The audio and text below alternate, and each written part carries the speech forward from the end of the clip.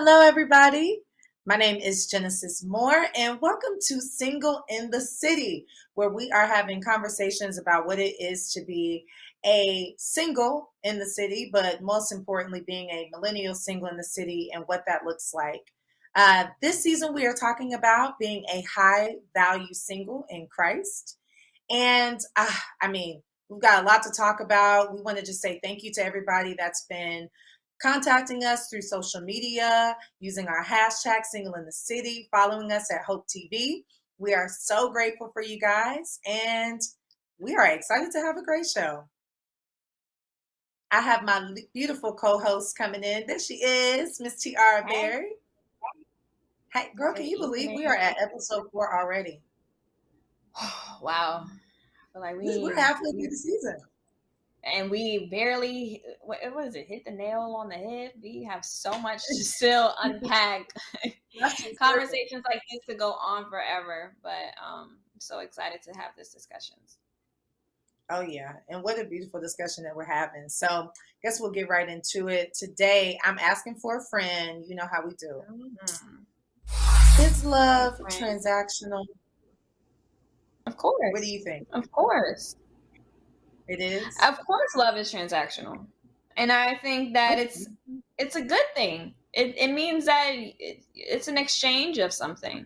And you can always give love to something, but what is it? It's so good when you loving somebody and somebody loves you back. You know, you want that and somebody loves you back part to it. That's why we sing that part harder. It's so good and when somebody loves you back, you know? And I think and I think even when you see moms, right, for example, when they get pregnant and they're like, we're having a baby. First thing she says is, I'm going to be a mom. Somebody's going to make me something. And something is going, not something, but the baby, the child is going to love you. And you're going to take on a role that you're excited to give the love. And they're going to love you back because if you're having a baby or you're having a child, the first thing you think of is what I get to be. So of course it's transactional because even when I think the testament of love, when you think about like that quote unquote agape love is like, but God, like if he loves us so much, what he would do for us out of love. And that's transactional in itself. I would do this because I love you. I love you. So I would do this. Whether or not you love me back, I still love you, even if it's just because is still a part of like a transaction in a sense. So of course love is transactional and it's a good thing.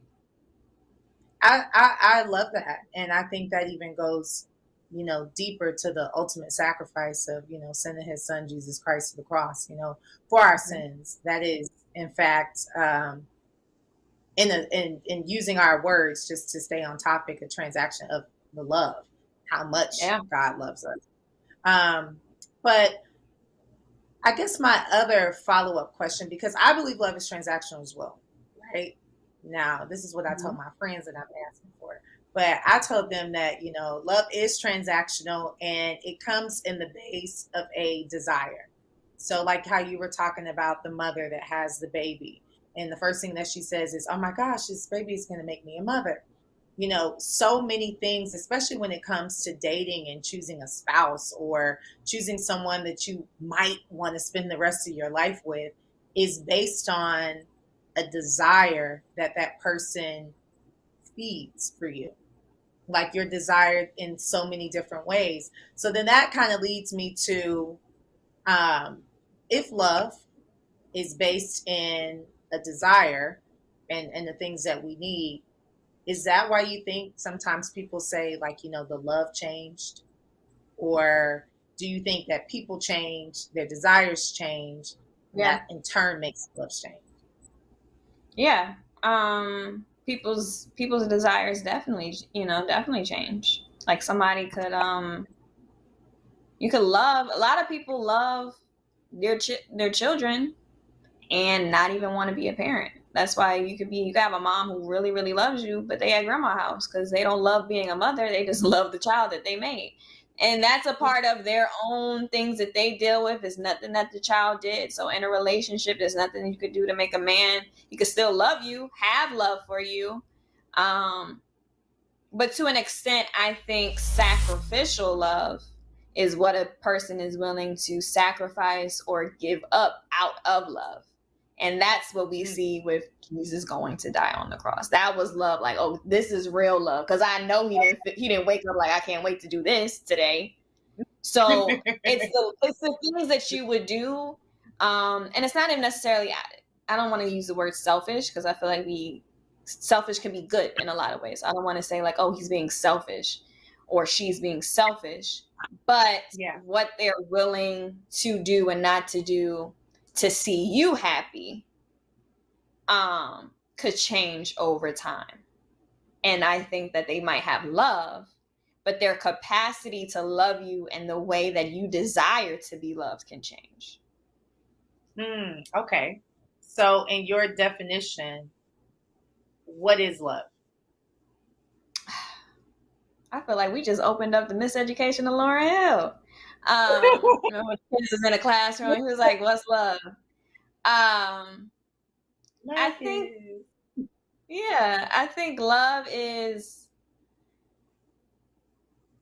all. I think it's all a feeling. I feel like it's so beautiful, and it's also so painful, and it's also so indescribable that putting it into words, at least in the English language, because if y'all know anything about the African diaspora, I feel like sometimes the English language is not the language that I feel like I need to be expressing myself with, but it's all I know.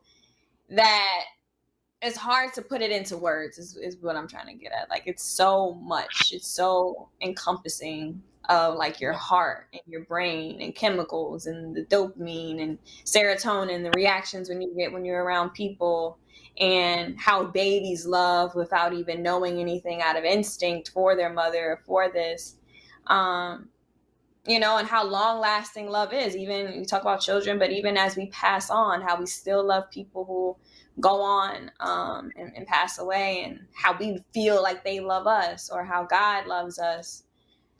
All we know is how to use love as a verb, but it's so hard to describe what that verb actually means, because it's so many different forms and shapes and types. And I think that's what makes love so special, because it's the one word we can't define.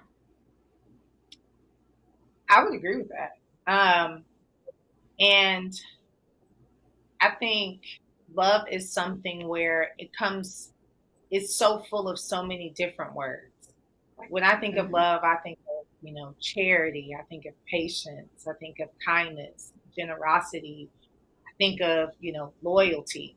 Loyalty is huge for me too. So all of those things are ways to show love. But, as I'm kind of on this life journey, I'm starting to feel as if love, in a sense, is a state of being. In a state of being that you have to have within yourself. Like a state of being, like a vibration that you have to be on. A spiritual wavelength that you have to be on. Yes, the frequency of love. And in that, as you become love, as you harbor love in your heart, you can express it better. And expressing it attracts love. But that comes from healing.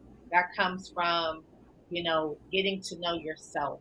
And not just through like the labels of like, person, everybody's got like a personality test or, all these different things we call ourselves, that, oh, I define myself as this. And even now it's so many gender and, sex and all types of things on how people define themselves. But I just look at it as a state of being. And when you're in that frequency, how it is so much easier to attract a person that is kind of on that. But I look at love as more of a thing where it's a self thing. How we were talking earlier about being selfish. Like really being a person of love is like you have to have so much of it for yourself. You can do acts that, make people feel like you love them. But true love is really in yourself. It's in like what you think when you think of your creator, and how you live your life. I think is Right. the best definition of love. And all of that, you know, it's just like, you know, the cup running over. Like everyone else just gets to feel that because it's a part of who you are. You know, so Mm-hmm. that's something that I'm starting to really see and understand as, you know, life kind of goes on, and that it can take many shapes and forms. And Yeah. it can come in the form of desires, you know, like today I might want ice cream, you know, and somebody gives me ice cream that makes me feel like they love me, you know, if they take Yeah. time to get to know that. But tomorrow I might want chocolate, you know. Mm-hmm. So I I think, think. Oh, sorry. yeah, keep going. I was just gonna say the desires that it feels, it feels different desires, which makes it, which we sometimes romanticize as true Right. love.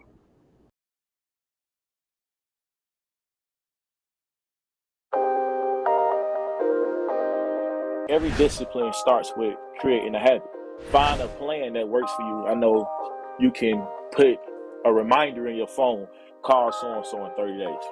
You can't use the excuse that, oh, I'm an introvert or I'm an extrovert.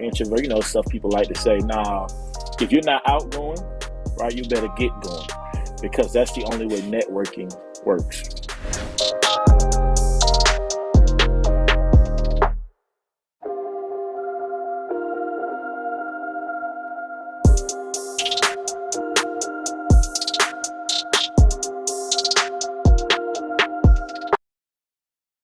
Hey Bobo, do trees tell each other stories? I'm sorry. I'm afraid I don't know that. Hey, why don't we go find out? Listen.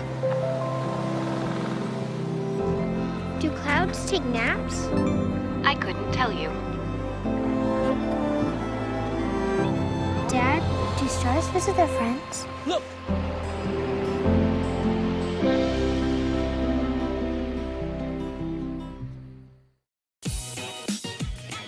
What's up, y'all? It's your boy Jermaine Dolly, Mr. Hello Dolly himself, and guess what? You're tuned in to Tea and Worship with my homies, Mignon and Corey. Keep it locked, y'all.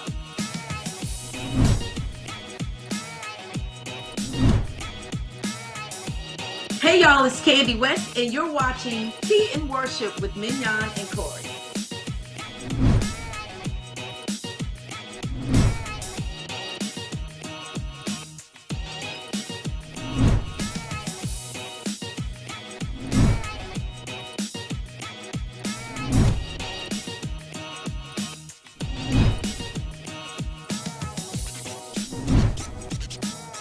It's your boy James Fortune, and you are watching my favorite news show, Tea and Worship, with my sis Mignon and Corey.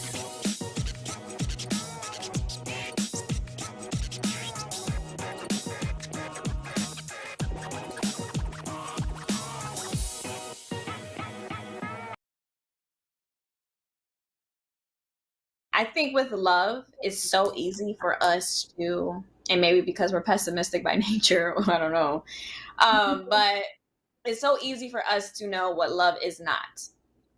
Yeah. Like we know what love isn't. I can't tell you what love is, but I know love isn't when he ain't called or when he ain't show up or when I want to go out to eat and he ain't want to go out. Like we know what love is not. And Yeah. and I think that sometimes helps us understand what love is, because if you become the type of person that is grateful when people do things for you, because you know that like certain people wouldn't or didn't show up, when those people show up, it shows like, oh, like this is love. This is what love is, you know? And I think a lot of times when we think about a lot of the stories in the Bible or what even happened or why did Adam and Eve eat the fruit or all of this, I think a recurring story is all about like, you can mess up, and because you messed up, I can now show you grace. I can now show you love. I can give you this. I can pour out something to you that I think God would not have had to do he would not have to showcase love in that form, in the form of grace. And I feel like when you think about the goodness, and we go to church and we praise and we worship and we remember how he's been there, how he showed up in situations. And I think it's because we have an understanding of what love isn't, or how we felt without that. And I think the pouring of love is only understood when we have something to compare it to. So it's like we know what a good person is to us because we know what a bad person is to us. That's the knowledge of good and evil. You can only know something's good if you know what evil is. So I think that God's ability to continue to show us love is what helps us know how to love. That's why it's like, be Christ-like, love like Christ did, show up for people like that. If somebody's in a situation, this is how you show them love. But you wouldn't have to if they were in that situation. I mean, you could, but you know why it would mean a lot to show love and give love, because you know what it means to not be able to, or not have love, or to feel hate. So I think it's like when you know the balancing act, or what's on the scale on the other side, it helps you be able to love better. Well, I completely agree. But girl, my homegirl said, just text me. And they said, so when it comes to being, if you're single in the city, for all of our viewers at home, to put it in a more worldly tone, when you're in the streets. Okay. Do you feel that in your dating experience, some people maybe that you've dealt with, they use the desires that they think that you want, and use it against you as love? And maybe that might be their only way to show you that they kind of love them, even if it's not completely who they are. But they do it to make you happy. Would you still consider that love, or would you consider that you just trying to get over on it? Who's getting over? Whoever person you're dating. Yeah. Okay. So if they're dating and they like, okay, she took this test and her love language is gifts. So I'm gonna buy her a gift once a week, or whatever. But that might not be, genuinely how he loves, but because he knows that you like gifts, he'll try to prove his way in that manner. Do you look at that as like a true sign of love, or do you look at that as more so of you just trying to get me to like you? No, I think you could love making someone happy, but I think that they need to know that other person's love language as well. Like, all right, I'll go, like, that's like when you come in the room and he's watching the game and it's like, I don't really feel like watching basketball right now. I want to go on Netflix and let's do this. But I'll sit and watch it with you, if you want us to chill and do it and we can bond and you like it and you want to tell me Kyrie Irving stats this week, that's totally fine. Because I love you, I'll kick it with you and do that. But, when I want you to come with me to go get a pedicure, because I love to self-care and do that, you should want to do that with me, because it's the spending of time, and that's my love language, is I like to spend time. So I think that it's nothing wrong with making someone happy, but you have to know, like, am I happy making this person happy, if that makes sense. Because you shouldn't be like, oh, I bought you all of this, and now it's like, oh, but I don't feel like you love me even though I bought all of this for you. That shouldn't be the case either.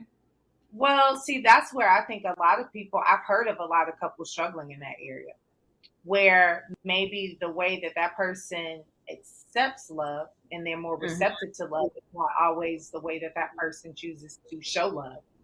And for them, realizing that, how you show love is, because I don't really even think that you can make another person happy. I think happiness is a self thing, but I think you can make a person feel good, or you can make a person feel like you like them, or, show effort. Like, I look at that and I'll be like, okay, he's trying to show effort. But in that same situation, when it comes to how you love and how that other person receives love and vice versa, I think that's an important thing to understand, is it doesn't always mean that person's trying to, that you shouldn't accept it, if that makes sense. think a lot of women have a hard time doing that, like or even expressing what type of love it is that they desire to another person and putting these unrealistic expectations on it. And I don't think that's just for women. I think it's for men in general too. I think it's just for dating.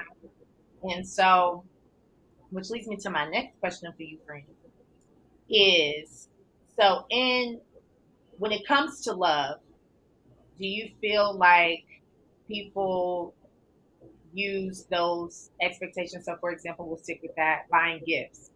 And if that person does that, they're consistent at it, they do that, and they've kind of built that as the expectation. Do you feel that certain expectations quantify as love? Like, so you expect that person to continue to do it throughout your life, throughout your marriage, and all that stuff.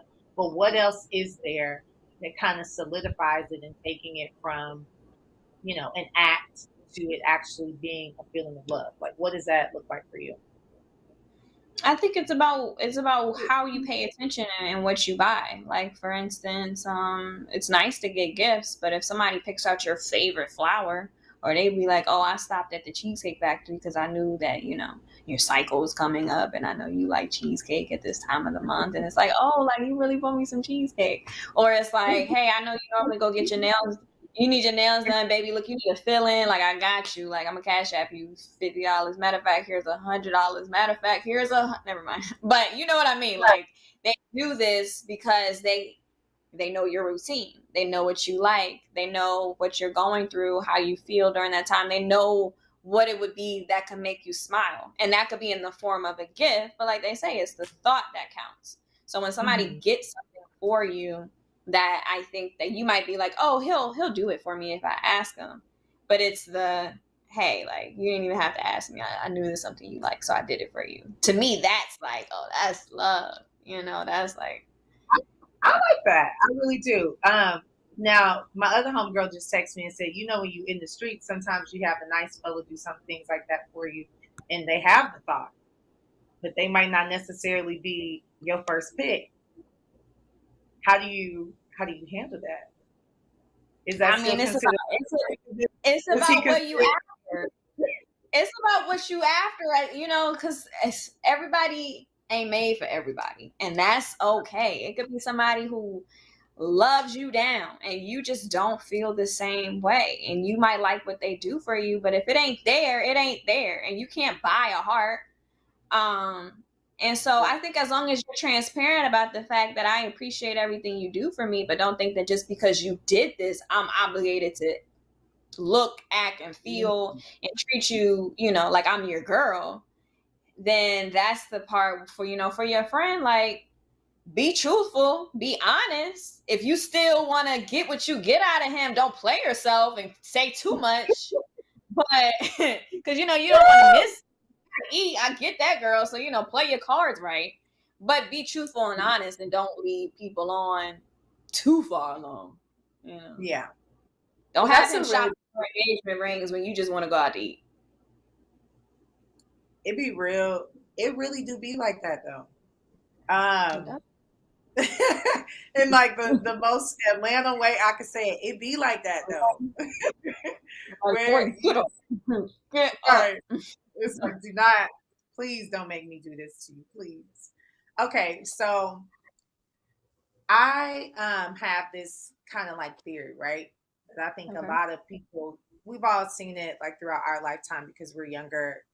It was just what used to be our parents, what is our reality on how many divorces and divorcees and kids that come from, two parent households going into separate households, things of that nature. So with the rate of divorce going up, how it's gone throughout our lifetime, would you say that a lot of people have mistaken love for expectations? So some people look at love as the expectation, and that you're going to forever be able to fulfill my life desires and needs. And when that expectation comes short or isn't met, in the way that that person would desire that causes them to feel like they are not loved. Is that, in your opinion, maybe some of the reasons why you think, because I believe you say your parents are not together, right? Girl, Are you parents? definitely. Mine are either. Absolutely not. Thank So God. look, we've experienced this, firsthand.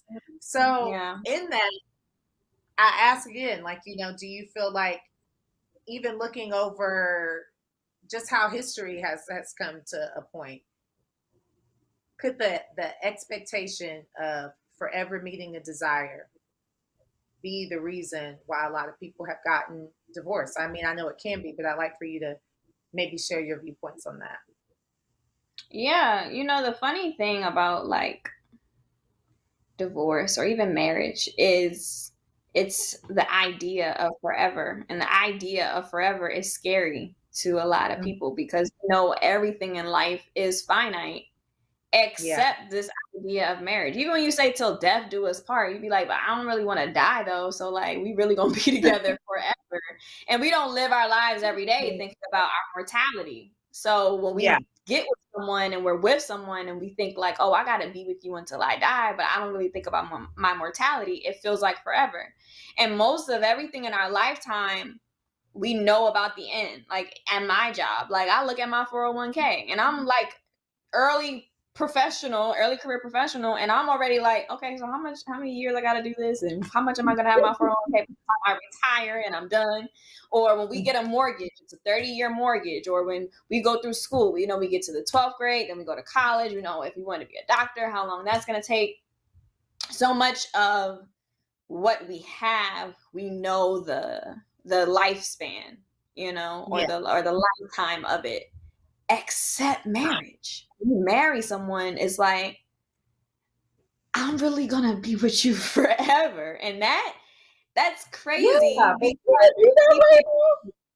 it's beautiful and it should want to be, but I think a lot of the fairy tale aspect of marriage is misleading because we can recognize that there's chapters of everything in life, except within the chapters of a marriage, you change. Marriage isn't just the chapter.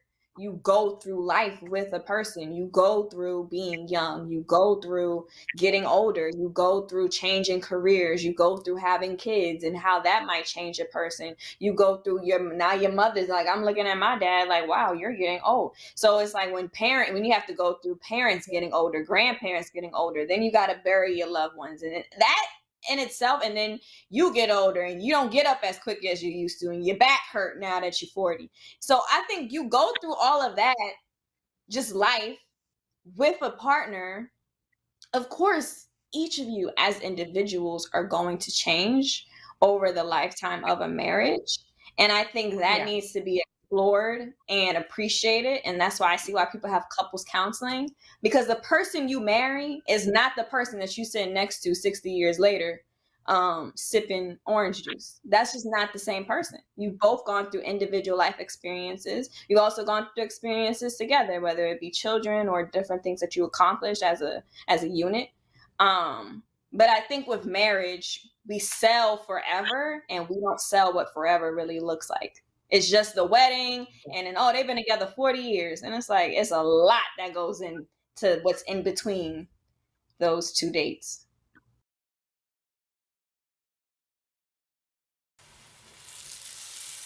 Today, we're going to be making some southern fried okra. I know you guys probably saying, ooh, I don't like okra, it's too slimy or whatever. But I'm going to tell you, the way we're going to deep fry this thing, you're not going to taste any slime. Let's go.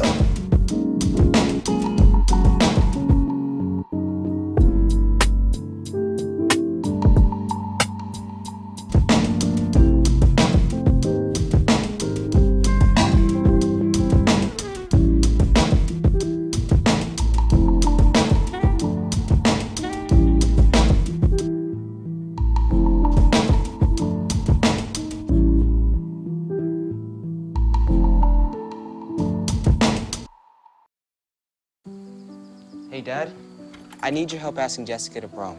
Of course. Love is like the ocean. You have to tread the Oh, waters. Dad, that's not the kind of help I needed. Hey, Jessica. Will you go to prom with me? Yes. You don't have to be perfect to be a perfect parent. Thousands of teens in foster care can't wait to share their first with you.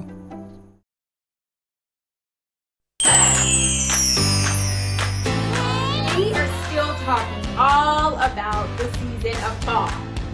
Hey, Miss Kim. Hey, Miss Kim.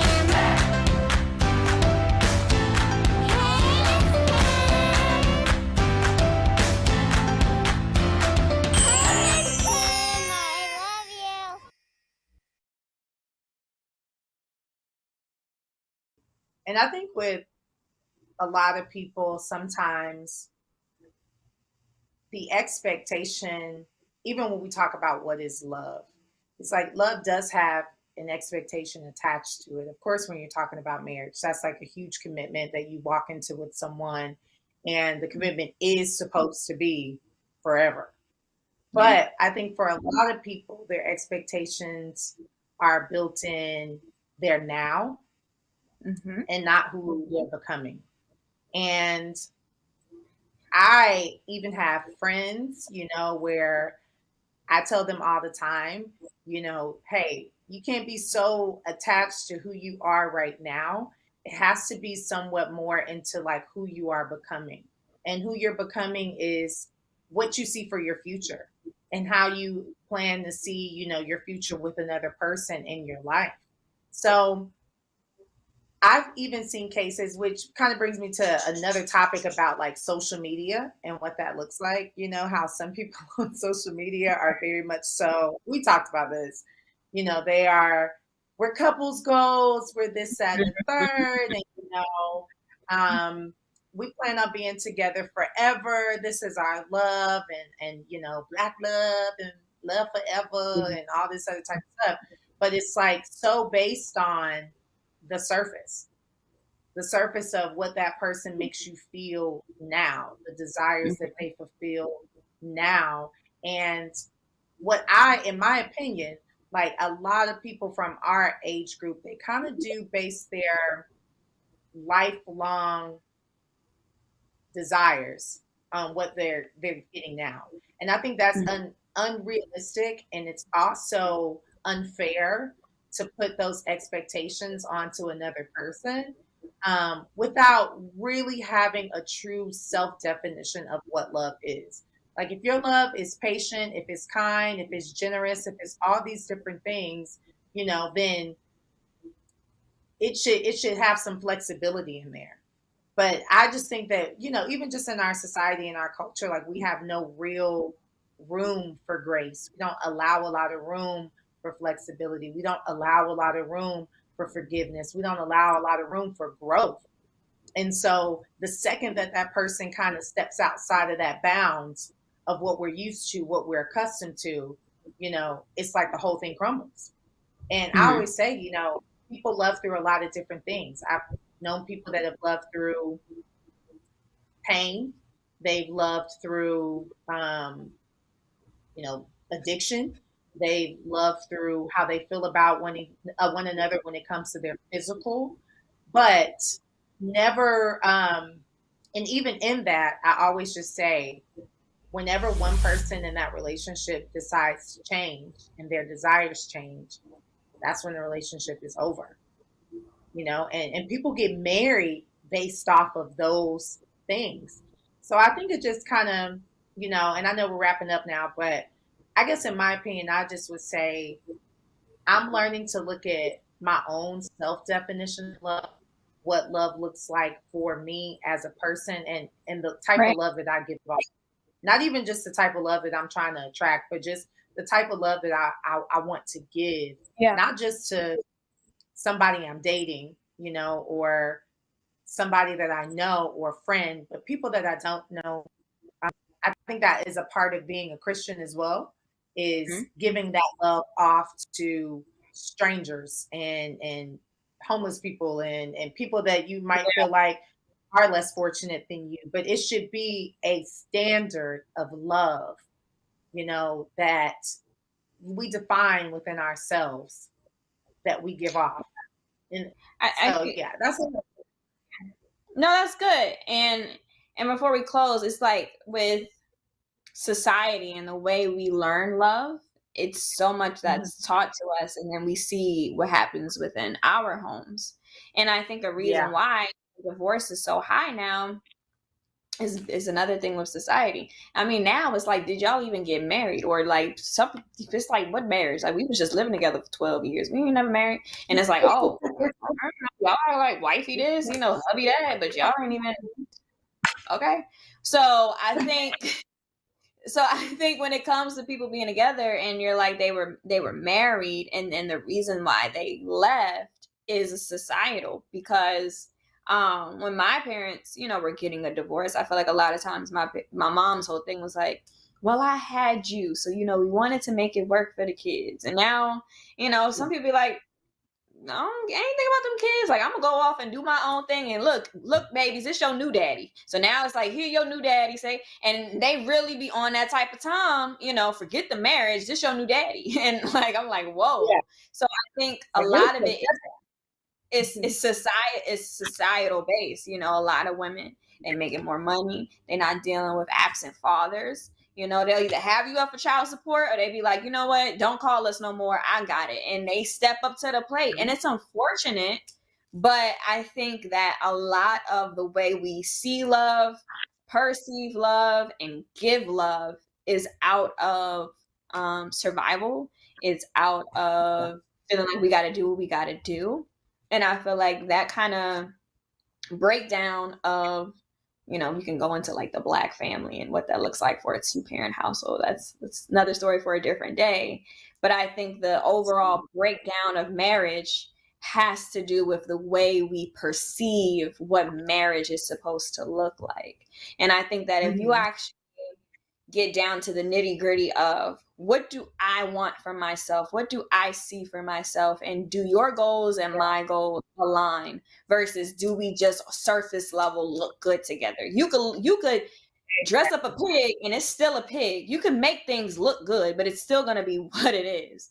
So I think when it comes to marriage, you have to ask those questions like, do you want kids? What tax bracket do you want to be in? Where do you want to live? At what age do you want to retire? Do you value work or do you want to travel more? All of those things you have to ask somebody, when you meet them, when you get engaged, when you get married, ask them again. And even then, things are still subject to change. But I think we have to think about the long term again. Like, this is forever. It's not like when this ends, it ends. But I feel like because of what we've seen so much go through in terms of like trauma, just in terms of what marriage has been like in our community specifically, people are more willing to choose themselves over making something work. And you can't always blame them for it, because you can see why. Now, I can see why when I think about marriage. I'm like, well, I mean, I would love my husband, but if it got that bad and I'm depressed and I don't want to be there, or vows were broken and things happen, like, I'm going to go on and do what makes me happy. And it's sad, but that's just based off of what I encountered and deal with. And it might be some other person that's like, no, you're supposed to stick it out and ride it out, because to death do you part. You said this in front of God. And it's just experiences changes people's points of view and what they feel like their threshold is. And love is supposed to be continuously painful. You might go through things with somebody, but your life ain't supposed to be you always going through something. If you always going through something with the same person, something has to change. It might not even have to result in divorce, but something itself has to change, because you can't live miserable. So I said all that. No, I was saying, I think you said it where you were like, do the definitions of how you value the love within yourself and how that person values love within themselves. Do they align? And that's a core value. That's a person at their core, not their mask, not who they pretend to be. So, and normally, even statistically speaking, the core of a person doesn't really change that much over time. They might go through things in different situations, but the core of how they, perceive love by the time, they're ready to marry, hopefully. And, how what you say is your definition of love, if they're in alignment, that in theory should be a great baseline for a good partnership. Exactly. Because you'd love experiencing them. Because a lot of people be like, oh, you belong to me and I belong to you. No, I enjoy you so much. That's what love is. I don't have to be here, but I really like being here. And that's what keeps somebody around. That's what wants somebody want to come home to you every day and eat with you every day and, watch TV with you every day forever. That willingness to experience someone versus feeling like I have to. That's what love is. When you don't need to do it, but you really want to do it, that's love. That's beautiful. I love that. Well, we've used up all our time, so that was a beautiful conversation. In the meantime, we single in the city, so hit us up. We try to figure it out, everybody. So thank you guys so much for tuning in again to episode 4 of Single in the City. I'm Genesis Moore, and this is my lovely co-host. Yes, ma'am. Yes. And we want to thank you guys for participating. Please go online, follow us at Hope TV. Also, make sure that you are using the hashtag Single in the City with all of your questions, things that you might want to hear us talk about in the next couple weeks. Any comments that you may have on things that we've already talked about, we want to hear from you guys. We're just so happy that you're here. And also, we want to see what are your life experiences and what do you think love is. So we'll talk to you guys soon. Have a great night. Have a good night.